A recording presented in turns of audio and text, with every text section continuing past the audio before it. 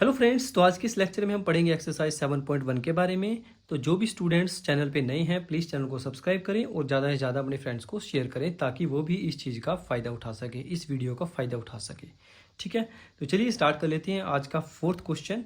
Check whether the points this this and this. हमें check करना है कि ये जो 3 पॉइंट्स हमें गिवन हैं कि ये वर्टिसेस है या नहीं है आइसोस्केल ट्रायंगल की।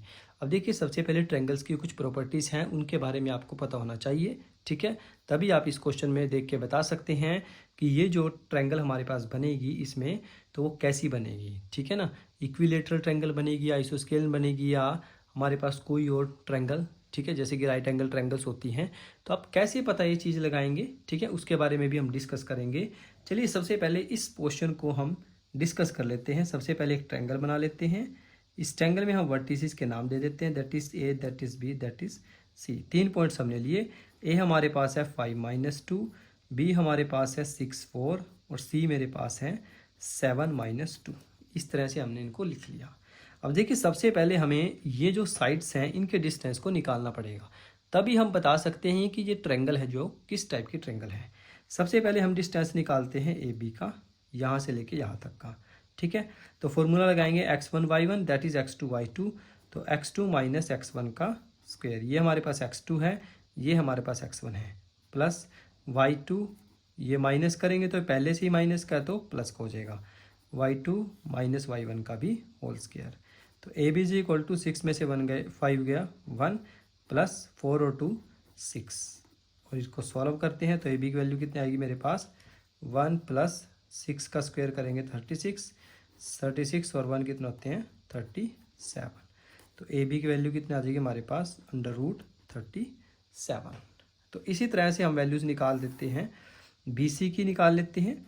B C is equal to B C यानी कि x2 माइनस x1 का square plus y2 minus y1 का स्क्वायर, और इसके ऊपर हम लिखते हैं √।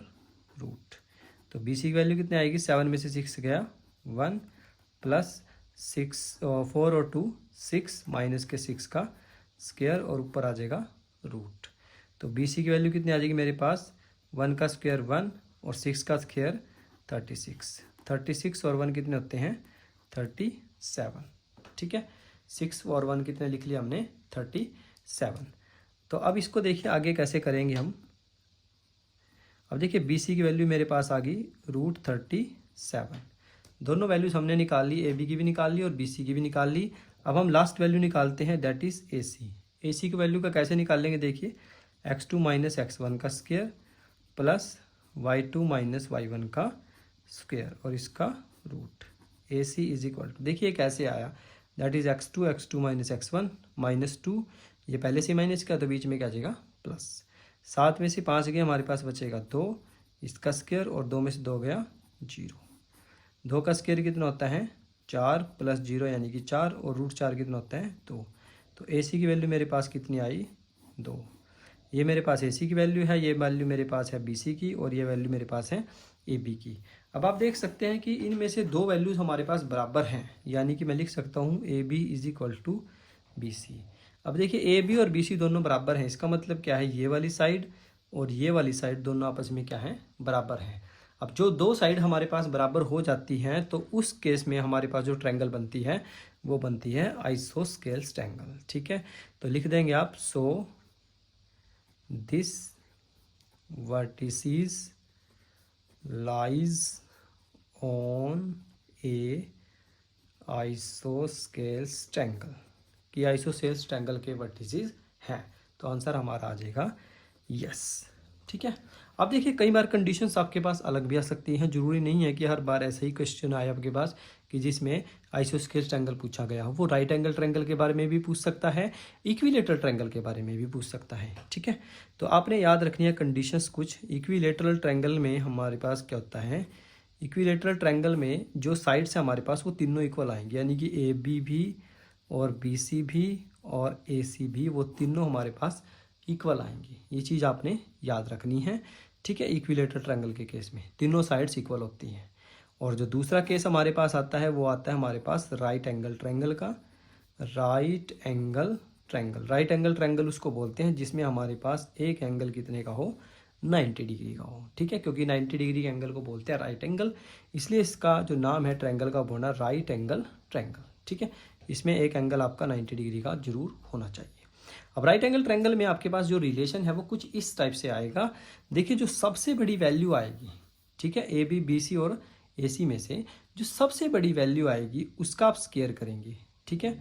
यहाँ पे लिखेंगे आप square of larger value, larger value का जो स्क्वायर आएगा, ठीक है, वो किसके इक्वल होएगा, सम ऑफ